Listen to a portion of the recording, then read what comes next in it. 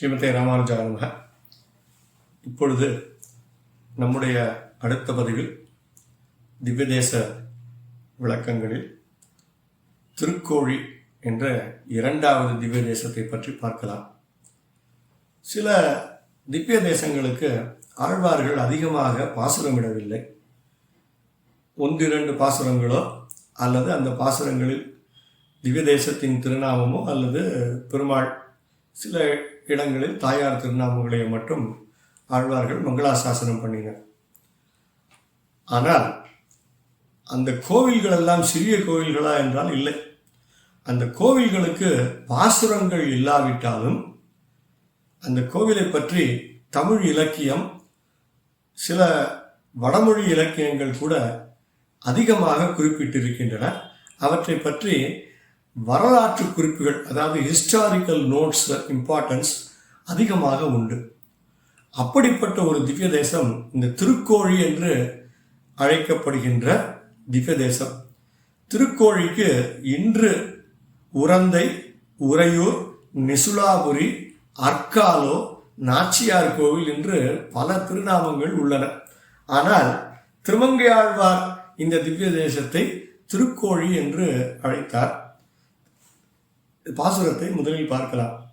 கோழியம் கூடலும் கோயில் கொண்ட கோவலரே ஒப்பர் குன்றமன்ன பாழியன் தோளுமோ நான்குடையர் பண்டிவர் தம்மையும் கண்டறியோம் வாழியரோ இவர் வண்ணம் எண்ணில் மாகடல் போன்றுளர் கையில் வெய்ய ஆழியொன்றேந்தி ஓர் சங்கு பற்றி அச்சோ ஒருவர் அழகியவா.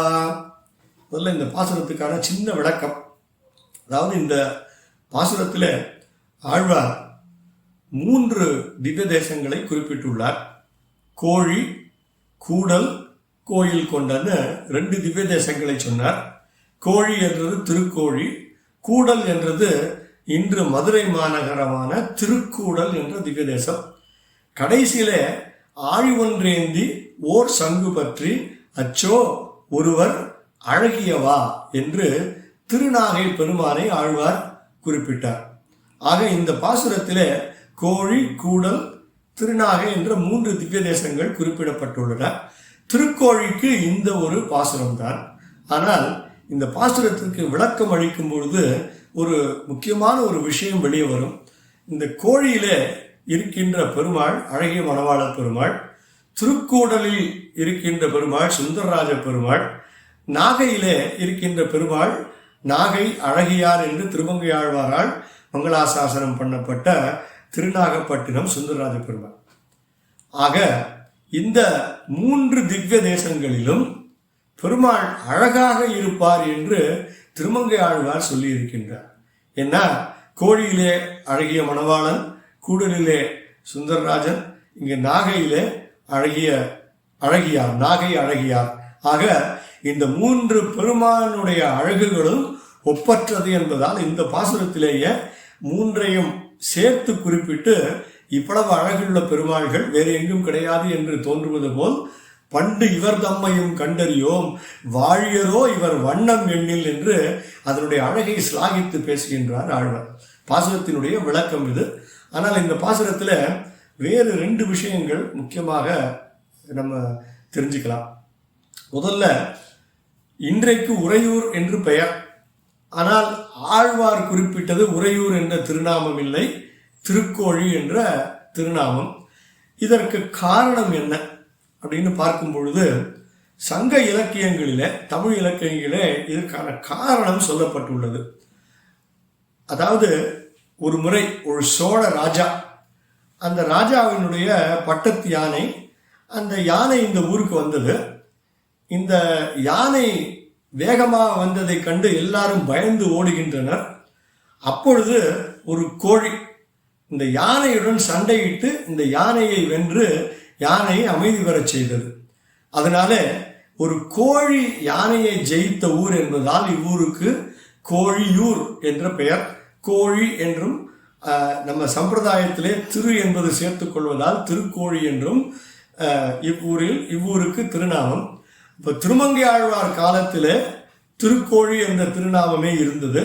அப்போ அதுக்கு முன்னாடி எப்படி இருந்தது, அதுக்கு எப்படி இருந்தது அப்படின்னு 2 விஷயங்கள் பார்த்துடலாம். முதல்ல அதாவது around 1st century AD Silappatikaram என்ற ஒரு காவியம். இந்த 1st century-யா அது எப்போ வந்ததுன்றது it's a question of discussion, but let's not get into that. Let's assume that it's around 1st century AD.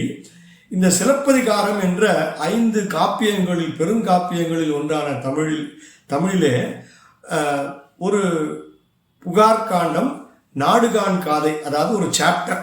அந்த சாப்டர்ல ஒரு 3 வரிகள் வருது.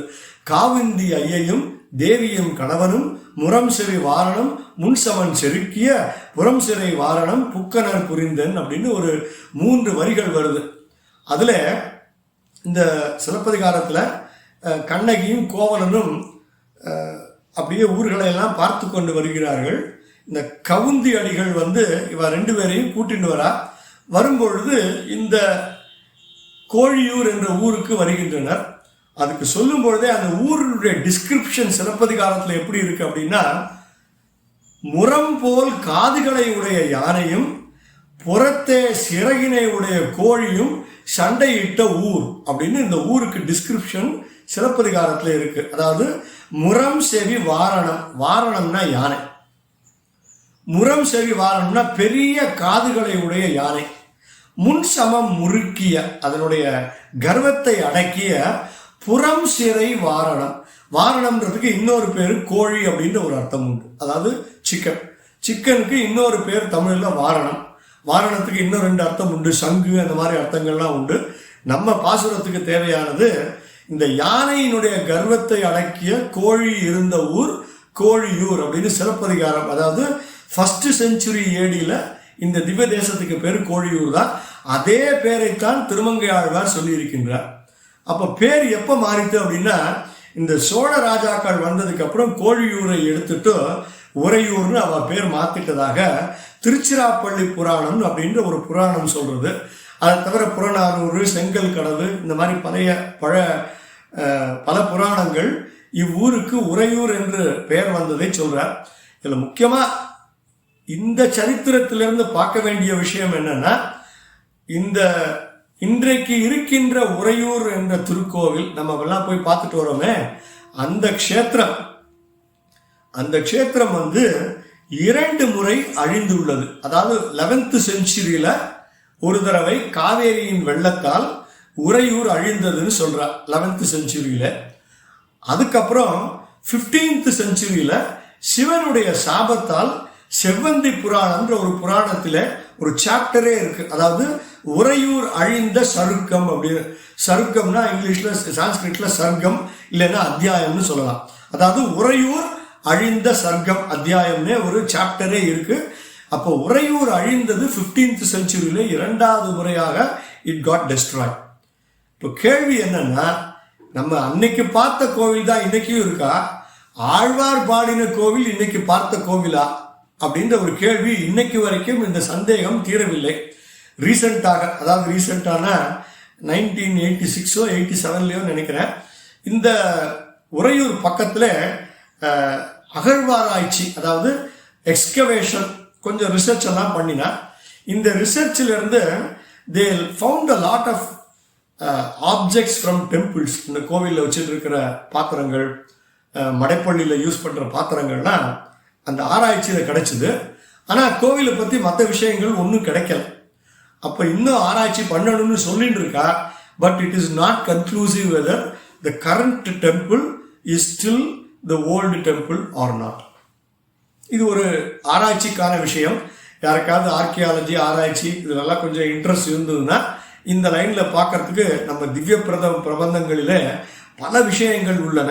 அதுல இது 2வது திவ்ய தேசமான திருக்கோழியே ஒரு ஆராய்ச்சிக்குரிய விஷயம்தான் அடியன். இப்ப அடுத்தது 3வது திவ்ய தேசத்தையும் பார்த்துடலாம். திருக்கரம்பலூர் என்று அழைக்கப்படுகின்ற திவ்ய தேசம். உறையூரை போலவே இந்த திவ்ய தேசமும் திருமங்கை ஆழ்வாரால் ஒரே ஒரு பாசனம் மூலம் மங்களாசாசனம் பண்ணப்பட்டது. ஆழ்வார் இந்த க்ஷேத்திரத்துல ஊர் பேரையும் எம்பெருமானுடைய திருநாமமான உத்தமன் என்ற திருநாமத்தையும் ஆழ்வார் இந்த பாசுரத்திலே அருளி செய்துள்ளார். பெரிய திருமொழி 5:6-2. பேரானை குறுங்குடியம் பெருமானை திருத்தன்கால் ஊரானே கரம்பனூர் உத்தமனை முத்திலங்கு காரார் தின்கடலேழும் மலையேழு உலகேழுண்டும் ஆராதென்றிருந்தானை கண்டது தென்னரங்கத்தே. இந்த பெருமாளுக்கு மூலவருக்கு புருஷோத்தமன் பேரு, உற்சவருக்கு உத்தமன் என்ற பேரு. இன்றைக்கு கோயிலில் போனால் ரெண்டு பேருக்கும் 2 திருநாமம் உண்டுன்னு சொல்றான். அது இருக்கட்டும். ஆனால் இந்த உத்தமன் என்ற பெயர் திவ்ய பிரபந்தங்களிலே பல இடங்களிலே உபயோகம் பண்ணப்பட்டிருக்கின்றது. உங்க எல்லாருக்குமே தெரியும். ஓங்கி உலகளந்த உத்தமன் பெயர் வாடி என்று நாச்சியார், இது திருப்பாவியிலே நாச்சியார் அருளி செய்தாள். ஆனால் அங்கே உத்தமன் என்ற பெயர் பொது பெயராக இருந்தது. அதனோட அப்ஜெக்டிவ் என்னன்னா உலகளந்த உத்தமன். அதாவது உலகளந்த உத்தமன் என்று சொல்லும் பொழுது ஒரு குறிப்பிட்ட அவதாரத்தையோ இல்லைன்னா திவ்ய தேசத்தையோ சொல்லலாம்னு அங்கு அர்த்தம் எடுத்துக்கலாம். இந்த பாசுரத்திலும் அதே போல் உத்தமன் என்பது பொது பெயராக இருந்திருக்கலாம். இந்த க்ஷேத்திரத்தில் உள்ள பெருமாளை திருநாமத்தை மங்களாசாசனம் பண்ணும் பொழுது கரம்பனூர் உத்தமன் என்று சேர்த்து சொன்னார். இதே மாதிரி திவ்ய பிரபந்தங்களில் இன்னும் ஒரு 7-8 இடங்களிலே உத்தமன் என்ற திருநாமம் வருகின்றது. உதாரணத்திற்கு கண்டம் என்னும் கடிநகர் என்ற திவ்ய தேசத்தை பெரியாழ்வார் மங்களாசாசனம் பண்ணினார். அதுலேயுமே ஒவ்வொரு பாசுரத்திலையுமே எம் புருடோத்தமன் இருக்கை, என் புருஷோத்தமன் இருக்கை என்று சொல்லப்பட்டிருக்கின்றது. அங்கேயுமே கண்டம் என்னும் கடிநகரை சேர்த்து சொல்லும் பொழுது அங்கே பெருமாளுடைய திருநாமம் கண்டம் என்னும் கடிநகர் புருஷோத்தமன் அப்படின்னு சொல்லலாம். ஆக உத்தமன் என்பது பொது பெயர். ஆழ்வார் அதற்காகவே கரம்பனூரில் உள்ள உத்தமன் என்று இந்த பாசுரத்திலே அருளி செய்தார். இதை தவிர இந்த பாசுரத்திலே ஆழ்வார் குறிப்பிட்ட விஷயங்கள் திவ்ய தேசத்தை பற்றி ஏதுமில்லை. அடுத்த பதிவில் நாம் அடுத்த திவ்ய தேசங்களை பார்க்கலாம். சிவதே ராமானுஜாய நமः. அடியேன் தாஸ்.